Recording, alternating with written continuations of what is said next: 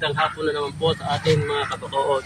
Ngayon po, narito naman tayo sa ating munting kamatisan at ipakikita ko sa inyo, meron kaming sobrang lupa na sa aming kamatisan na sayang naman kung di namin tatamnan. Ngayon, naisip ko po mga kabakood na igayak para tamnan ng siling atsal o yung tatawag ng siling pukinggan.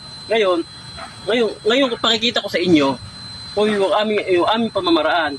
Gaya po nito, ginaya ko po siya at ikinama at saka nilatagan ng plastic.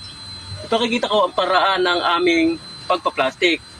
Meron kaming stick na may sukat na 4 inches na may tigas na para kung sa ganun itusok doon sa lupa at tsak na may laban o may tatag.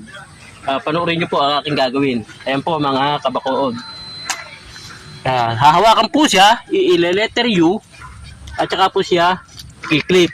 So, ayan po mga kabakood. Ganyan lang po ang aming pamamaraan. Ngayon po, sa aming naging design, kaysa gawin kong solo tudling, okay, sentro ang tanim, ginawa ko ng dubulan.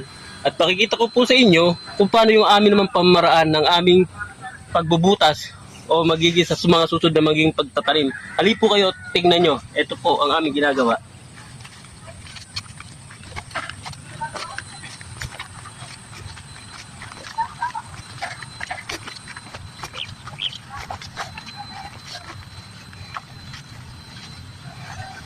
O ayan po, kung makikita nyo, mga kabakood, ang sukat po niyan 40 cm na, ayan po ang aming kaparaanan. Tingnan nyo po, ayan po ang sukat namin, sa kabila sa gilid, o ganun din sa kabila.